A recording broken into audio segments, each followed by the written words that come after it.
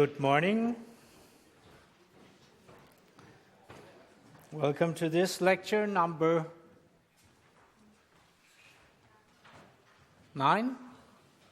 Good. Today we're going to discuss something which is relevant for the big event of the world going on in the US later today, when morning hits the US. Today is the presidential election in our big brother country, US. Now here's a funny old story. I'm not going to read it. And the story is that once upon a time, back in, I believe, where is the year, 1936 or I believe it's 1936. Not 32. It's the 36 one, actually. I'm sorry? I will go back to the 1936. Okay, good. Here. A huge poll were made with, as they call it, a humongous sample size of 10 million voters. And I tell you, when we do polls in Denmark, we don't collect, for obvious reasons, 10 millions. We don't even collect 1 million, nor a few hundred thousands. We may collect 1,000, a big one, 2,000.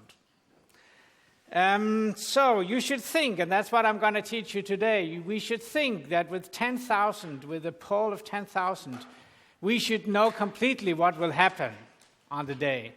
I'm not going to show you some of the updated polls for the today's election.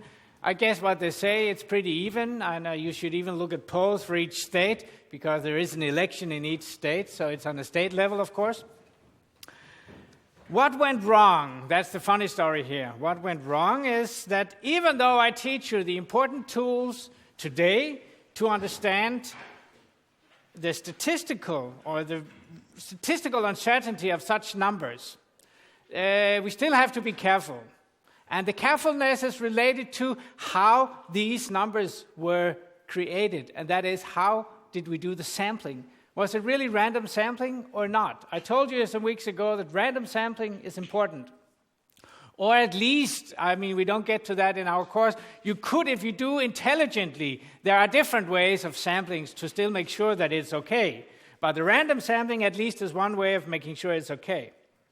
We should be careful of so-called bias. If you read through the story, you can see that what happened was that they found people on the phone, in the phone books back then, and then they mailed them by snail mail, and they had the poll like that. It must have cost, I don't know, a humongous amount of money to actually make that poll, and then it was completely worthless at the end, because there were a sample selection problem here, because more Republican, they thought the Republican candidate would win, the Landon.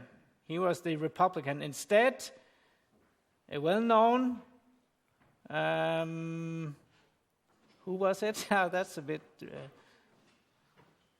he is a well-known, that's my almost 50-year-old brain now, that is, this well-known guy. He was running against him. They thought everything showed that the Republican would win. Now, the thing is, they did a wrong sampling, because there were many more Republicans on this phone list, because more rich people had phones back then, so they didn't get a random sample of the population. They got a biased sample with more Republicans. That was one bias. The other bias, there could be many things going on. The other bias that they're speculating would be that typically people would not answer. That's a kind of answer bias. That you're always worried when you do polls or surveys on the internet, say, as we do today, you're worried about who are actually answering these polls when you can answer by yourself. Is there a bias due to who is actually answering? Now you speculate and you believe, and it has been shown that in the US, typically people representing the opposition, the guy not in office at the moment, right, would more tend to answer such a poll, whereas people representing, and there was a Democratic guy at that point, so the Democrats would not tend to answer as often as the Republican. So both of those biases pulls towards the Republican in this case. So they were completely wrong. And at the end, as it says, Franklin D. Roosevelt, the Democrat, he won, I think, all but 2 states in the U.S., the most convincing victory, I guess, ever. And they thought the opposite. I don't think they do such mistakes anymore. So when they say it's a close race this time, it's probably because it's close race, right? So we'll see what happens. So that is poll. A similar thing was my little story about students. This is the Danish newspaper from 2 weeks ago, telling that they did a poll among university teachers. In this case, not 10 million voters, but 51 university teachers in Denmark, and asked them about how they thought about students' preparation level and whether they were so bad that it would ruin the teaching. And the way it was told in the net version of the story was that among 51 teachers, more than half of them finds that it's a problem, right? It's a major problem. So we should speculate. So basically, that's a poll also, right? 50% or 51% or 52% of the teachers say something, the others say the opposite. So that's a poll. It's exactly like, who do you vote for, Obama or Mitt Romney, right? That's the type of data we should be looking at today. I'll get back to the results later. I'm not giving you, we're going to be given the results, giving the tools before we can see the results. Actually, as I told in my message here, I think I had, you should think, where did it go? Here. My message, I gave you a bit more detail about this student thing story than you could read in the net. And then again, if you don't read Danish, of course it's not easy to read.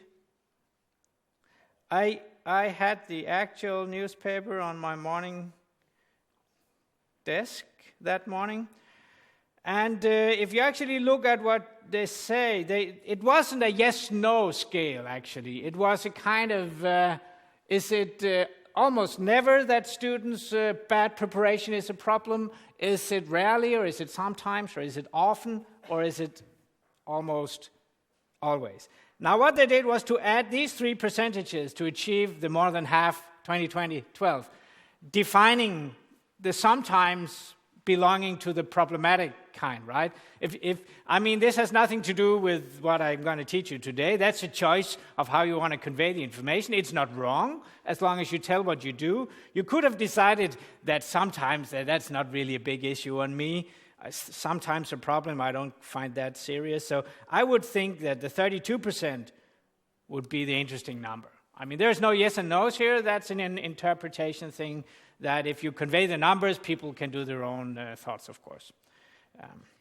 We'll get back to. What I teach you today is, what is the uncertainty of such numbers? Should we take them up front as they are, or should we think about, could there be something differently before we sort of enforce new legislation on students' behavior and pattern, that, for instance, that we have to make cafes where you are forced to sit and do your homework, also on university or something like that, just to come up with one idea. There could be other ideas where we could force you to do different things and not having to think yourself. That could be nice thoughts. But before we do that, we should probably investigate things a bit further. This is not the worst one, actually. I am worried about the kind of commercials popping up on my computer every once in a while here. This is not the worst one. Maybe I was looking for a coat with my daughter, actually. So it actually... I can explain this one. Pretty scary. Yeah. So that's still the introduction of today, which is the lecture 9 from chapter 10. inference for proportions. That's the thing. It's a proportion. 51% means that or thinks that. So that's the introduction we are in the middle of already here. Before, let's just do a bit of perspectivizing to where we come from in our course. We have treated different things in our course. We have treated some weeks ago, we could say means for quantitative data, 1 and 2 means, and we have done hypothesis testing and confidence intervals. We have also last time treated variances for quantitative data, looking at 1 variance, looking at 2 variances, confidence intervals, hypothesis test. Today, now, we do sort of the same exercise, looking at 1 proportion, 2 proportion, and actually we already today here move on to more than 2 proportions, and we're going to do hypothesis test, confidence intervals for proportions. So it's the same kind of exercise thing we do, just for a different situation, right? For a situation where the underlying thing is really a binary thing, you could say. It's flipping a coin for each observation. Is it a yes or is it a no? Is it a Obama or is it a Romney? Is it a prepared or unprepared? That's a bad thing. Is it a teacher believing preparation is a problem or a teacher not believing preparation is a problem? What we do is the obvious. The data analytical, the data handling part of it is extremely simple, at least in the outset. Of course, we compute what we maybe could rather term the p-hat, the estimate, where we take the number of people voting for Obama or saying they want to vote for Obama and dividing by the total amount n of people that we ask the question. That's the proportion. The proportion is between 0 and 1. And this is the thing that we're going to do statistics about today. So that was the introduction, and we move on to the first real tool of today, namely the confidence interval for such a proportion and looking at 1 or 2 or